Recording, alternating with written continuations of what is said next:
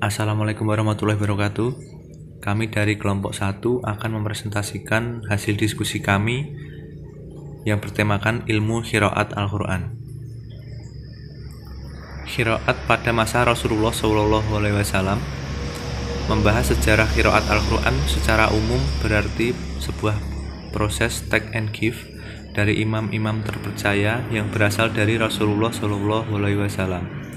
Tetapi tidak ada satupun jejak rekam sejarah yang dicatat tentang awal mulai perbedaan qiraat. Yang diketahui secara pasti adalah turunnya Al-Quran di Gua Hira yang terjadi 13 tahun sebelum Hijriah. Sedangkan awal mula perbedaan qiraat diperkenalkan oleh Rasulullah SAW. Qiraat menurut para ulama terbagi menjadi beberapa pendapat. Yang pertama, perbedaan qiraat pertama kali diperkenalkan di Mekah Al-Mukarramah. Alasannya karena pembagian ayat Al-Quran menjadi Makki dan Madani, dan tidak ada satupun dalil tentang permulaan turunnya qiraat, maka dikembalikanlah sesuai dengan keadaan asalnya. Yang kedua, qiraat pertama kali diturunkan di Madinah untuk mempermudah umat disebabkan karena perbedaan dialek berbahasa. Perbedaan ini disebabkan masuknya kabilah-kabilah Arab dan juga kesulitan mereka memahami sebagian kata-kata yang terdapat dalam Al-Quran. Yang ketiga, sedangkan kelompok terakhir adalah mereka yang mengambil jalan tengah dengan pendapat bahwa benar turunnya qiraat bersamaan dengan turunnya Al-Quran, tetapi di Mekah belum terjadi keagamaan kabilah. Pada masa Rasulullah SAW sebagai penerima wahyu langsung dari Allah SWT, telah terjadi peristiwa mengenai qiraat Al-Quran di kalangan para sahabat, sebagaimana dalam beberapa riwayat. Peristiwa tersebut menjadi suatu penjelas bahwa Al-Quran betul-betul diturunkan dengan 7 huruf, sebagaimana penjelasan dari Rasulullah SAW dalam sabdanya, "Kadzalika unzil", yang menguatkan pendapat pertama sebagaimana turunnya wahyu pertama di Mekah. Qiraat pada masa sahabat. Di masa Abu Bakar sebagai khalifah yang menjalankan urusan Islam sesudah Rasulullah SAW, ia dihadapkan kepada peristiwa-peristiwa besar berkenaan dengan kemurtadan sebagian orang Arab. Karena itu ia segera menyiapkan pasukan dan mengirimnya untuk memerangi orang-orang yang murtad itu. Peperangan Yamanah itu melibatkan sejumlah besar sahabat yang hafal Al-Quran. Dalam peperangan ini 70 qori dari para sahabat gugur.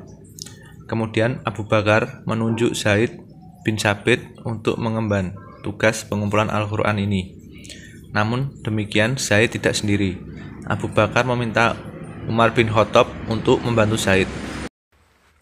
Qiraat pada masa tabi'in. Menurut catatan sejarah, timbulnya penyebaran qiraat dimulai pada masa tabi'in, yaitu pada awal abad 2 Hijriah, tatkala para qori setelah tersebar di berbagai pelosok. Mereka lebih suka mengemukakan qiraat gurunya daripada mengikuti qiraat imam-imam lainnya.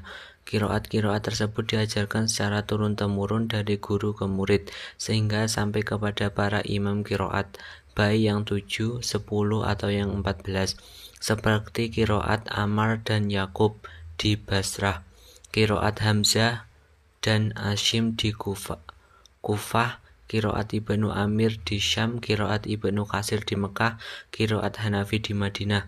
Sebab-sebab perbedaan itu diantaranya pendengaran dan lugat satu kabilah suku berbeda dengan yang lain. Qiraat di Nusantara. Berawal dari pendapat para ulama bahwa hukum mempelajari dan mengajarkan ilmu qiraat adalah fardu kifayah. Oleh karena itu, tepatlah apabila Komisi Fatwa Majelis Ulama Indonesia dalam sidangnya tanggal 2 Maret 1983 memutuskan bahwa qiraat sab'ah Qiraat 7 adalah sebagai ilmu dari umul Quran yang diwajibkan dikembangkan dan dipertahankan eksistensinya. Oleh karena itu, keprihatinan MUI dan ulama Al-Azhar tersebut telah diterjemahkan oleh bahasa Indonesia melalui Menteri Agama RI dengan mengadakan musabaqah cabang qiraat Al-Quran baik 7 maupun 10 pada STQ atau MTQ nasional mulai tahun 2002. Macam-macam qiraat Al-Quran. Yang pertama, qiraat mutawatir, yaitu bacaan atau qiraat yang diriwayatkan oleh sekumpulan orang dari sekumpulan orang sebelumnya yang tidak mungkin mereka bersekongkol untuk melakukan kebohongan. Semua jalur qiraat berikut sepakat memindahkan bacaan tersebut ke jalur selanjutnya sampai kita sekarang. Yang kedua, qiraat masyhur, bacaan atau qiraat yang senadanya sahih diriwayatkan oleh orang-orang adil dan sangat terpercaya dari yang sama sebelumnya sampai kepada puncaknya, yaitu Nabi. Sesuai dengan bahasa Arab dan Utsmani, periwayatan tersebut populer dan para ilmu qiraat menerimanya dengan sepenuhnya. Yang keempat, qiraat ahad, yaitu bacaan atau qiraat yang sanadnya sahih namun menyalahi ras Utsmani atau bahasa Arab dan periwayatannya tidak masyhur seperti kemasyhuran qiraat tersebut. Yang keempat, qiraat maldhu, bacaan atau qiraat yang tidak ada sumbernya sama sekali atau qiraat palsu. Dalam uraian ini, kata palsu berkaitan dengan kata qiraat karena ada orang yang mengatakan sebagai qiraat. Sekian presentase dari kelompok 1. Apabila ada kurang lebihnya mohon maaf yang sebesar-besarnya. Akhirul kalam, Allahumma fiqhil aqwa min thoriq. Wassalamualaikum warahmatullahi wabarakatuh.